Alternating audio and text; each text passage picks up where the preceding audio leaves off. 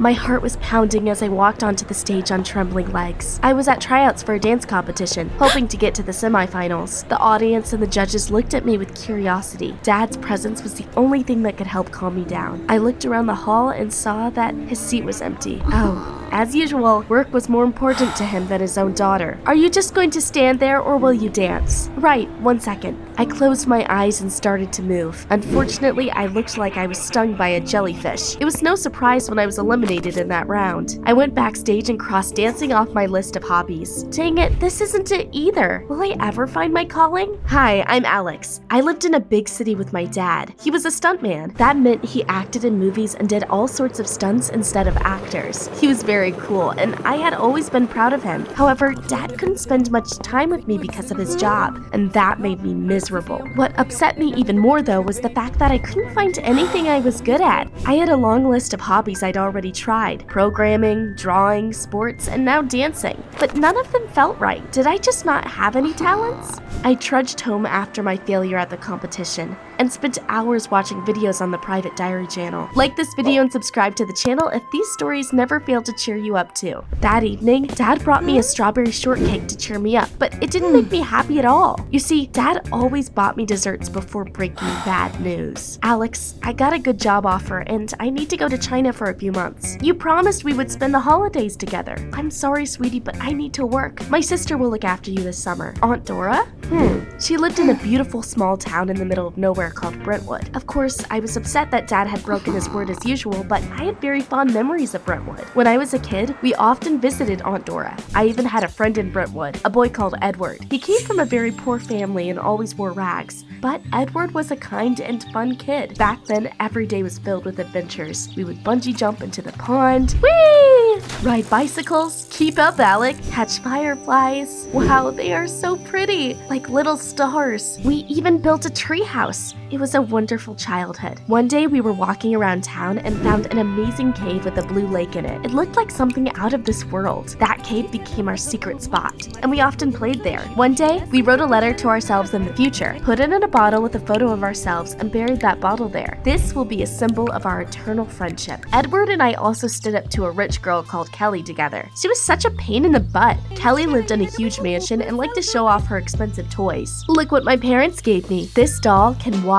and talk. Isn't she amazing? We have something cooler than stupid toys. Our friendship and our adventures. You're just jealous that I'm rich and you're not. We couldn't stand that spoiled girl. But one day I saw Kelly crying outside her house all alone. I came up to her and asked her if she was all right. Mom and Dad won't let me play with the other kids. I'm bored. I want to go on adventures too. I felt sorry for Kelly and said that she could ride bicycles with us. Edward didn't like that, but silently tolerated Kelly's presence. Imagine my shock when the morning after we hung out together, Kelly had the gall to accuse me of theft. My doll disappeared after you came up to me yesterday. I know you stole it. I would never done something like that, but Kelly refused to listen to me. We had a falling out and didn't see each other after that. That was the last summer I came to Brentwood. Edward and I also lost touch over time. I really wanted to know what he was like now that we were older, so I was looking forward to seeing my childhood friend when I came to stay with Aunt Dora that summer. My dear niece, come on in. I've made a lemon pie. We had lunch and I went for a walk. The familiar streets brought back memories. Wow, nothing has changed here. Then I saw the treehouse Edward and I had built and couldn't help but stare at it, lost in memories. All of a sudden, someone came up to me from behind and covered my eyes with their hands. Guess who? I turned around to give whoever thought it was funny a piece of my mind. But then I saw a gorgeous guy in front of me. He was tall, ripped, and really freaking handsome. I squinted at him and my jaw dropped. Edward, wow, look at you. You look great too, Alex. I heard you were coming back and I knew I would find you here. We hugged, overjoyed. And then he told me a lot of things had changed in his life since we were kids. My parents got rich, so I'm not wearing rags anymore. Wow, I'm so happy for you. Let's go. I'll show you where we live now. We got into a gorgeous sports car and arrived at a stunning mansion. Now, Edward was surrounded by luxury. He had a swimming pool, a tennis court, and even a horse called Wind. Look at its mane. Can I stroke it? Sure, Alex. We sat down at the terrace to reminisce. Remember that time your shorts got caught on a fence and you spent an hour hanging from it? It was so funny. Yeah, I used to be really clumsy. By the way, want to hear something cool? Shoot, remember Kelly, that arrogant rich girl? Her family has recently gone bankrupt, and now she works for us as a maid. He clapped his hands and Kelly came up to us in a maid costume costume. Wow, life truly was unpredictable. Edward asked her to make us a lemonade. Kelly rolled her eyes and left. She's so gloomy. I feel a bit sorry for her. Are you kidding me? Remember how nasty she was when we were kids? She even accused you of stealing. Kelly hasn't really changed. She's spreading all sorts of dumb rumors about me. Kelly wasn't a nice person, but I still felt like karma punished her too severely. I hung out with Edward every day. When he was busy, I still came to the stables and took care of Wind. That horse looked like a work of art and was also very smart. I loved looking at him. One day, I was brushing his mane and humming a song when Kelly walked into the stables. I got embarrassed and went quiet. Why did you stop? You have an amazing voice. Come on, I know that's not true. I'm absolutely serious. You have a real talent. You should develop it. Could Kelly be right? I've been looking for something I'd be good at for so long. What if I finally found it? Thanks. I didn't expect you to praise me, to be honest. Oh, I see. Edward must have told you all sorts of nasty things about me, right? You shouldn't believe everything he says. Kelly told me my friend was now a rude and narcissistic jerk who didn't care about anyone but himself. Trust me, Edward isn't the good boy you remember. I'm sorry, but I won't just take your word for it. It's your funeral. I know him too well. Then tell me, what should I give Edward for his birthday? He's throwing a party tomorrow and I still don't have a gift. He's rich and has everything. Just sing him a song. I'm sure Edward would be thrilled.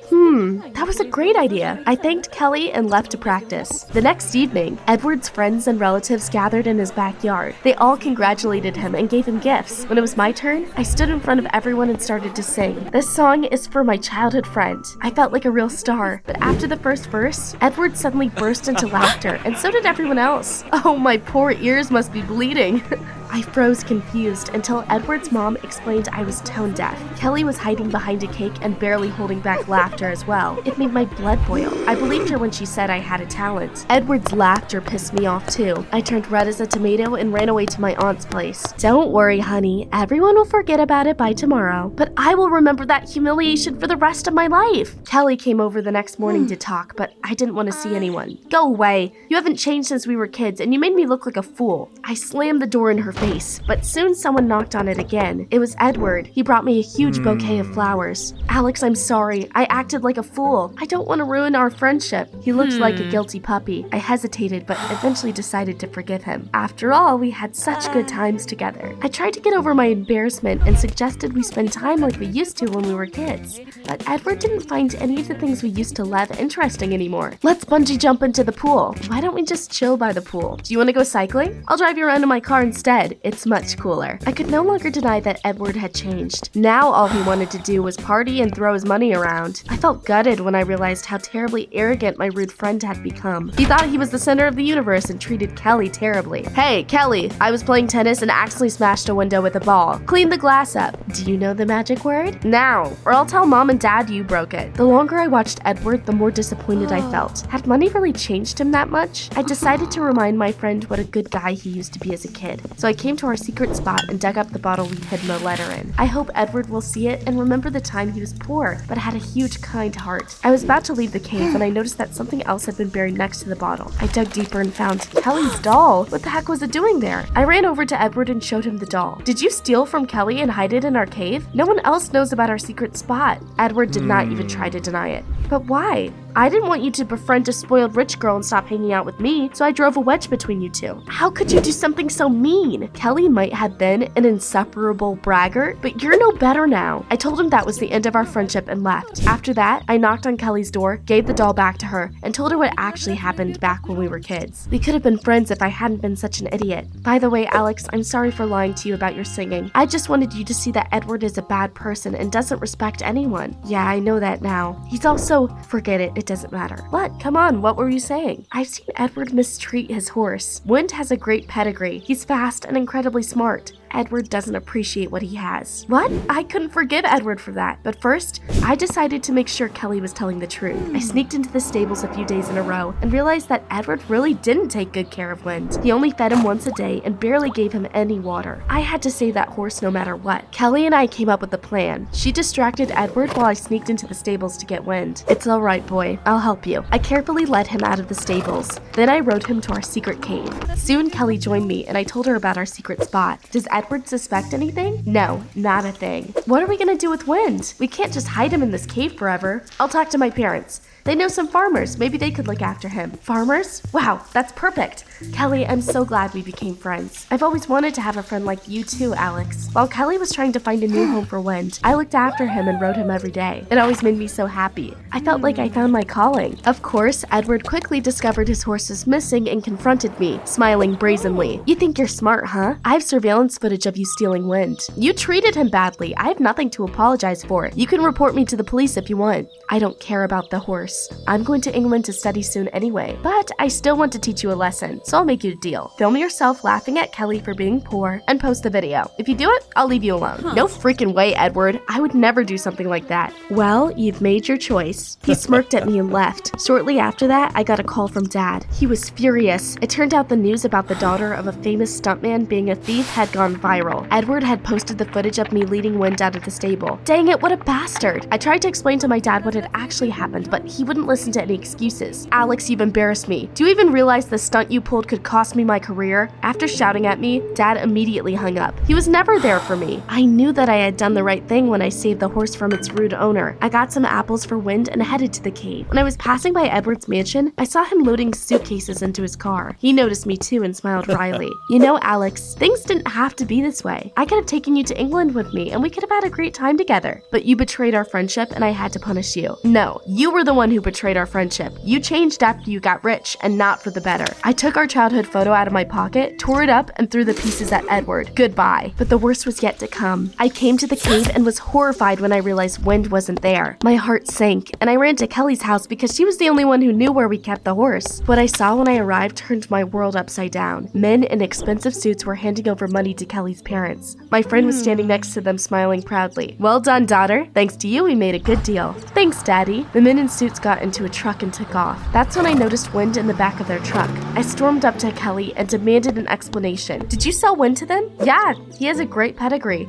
And those guys were happy to pay a good amount for him. Where did they take him? No idea. Maybe he'll be a racehorse now. All I care about is we struck a good deal. How could you do that? I thought we were friends. Jeez, when will you learn? Friendship is worth nothing, and my family needed money. You have no idea how hard it is to live in poverty. This money won't change your lives. I'd rather be poor but good person. Oh, get out of here already. No one here wants to listen to your lectures. I came back to my aunt in tears. Of course, she asked me what was wrong, and I told her about everything that had happened to me. I disappointed Dad. I lost a horse, and I realized no one treasures their friends. All everyone cares about is money. Don't blame yourself. You did the right thing. And remember, money does not make people bad. It only reveals their true nature. You will find real friends yet. I'm sure of it. Aunt Dora's words helped me calm down. I spent the rest of the holidays helping her in the garden. Soon, Dad returned from China and took me home. He was still mad at me and we hardly talked, but eventually he relented and hugged me tight. Dora called me and said you were trying to save that horse. I'm sorry I didn't listen to you. You should know that I'm on your side. Thank you. I feel much better now. By the way, it seems you finally found something you're great at. Yes. I want to learn how to ride a horse. And then, Dad suddenly handed me a strawberry shortcake and told me he got another job offer. I see, you're leaving me again. Actually, I want you to go with me. Come on, I have a surprise for you. I was over the moon. When we arrived on set, I found out that Dad was going to be a stuntman in a western. There were plenty of horses around. Imagine my joy when I saw Wind. I threw my arms around him. It turned out he had been bought for the movie and was going to be a movie star. You can take care of him when he's not filming. Do you like the surprise? I was happy that I could finally spend more time with Dad. I was also sure I was going to find good friends soon. Maybe they were right next to me, and all I needed was to pay attention. As soon as I thought that, I noticed a handsome guy who worked at the local stables. He looked back at me and smiled shyly. It seems a new chapter of my life is about to begin.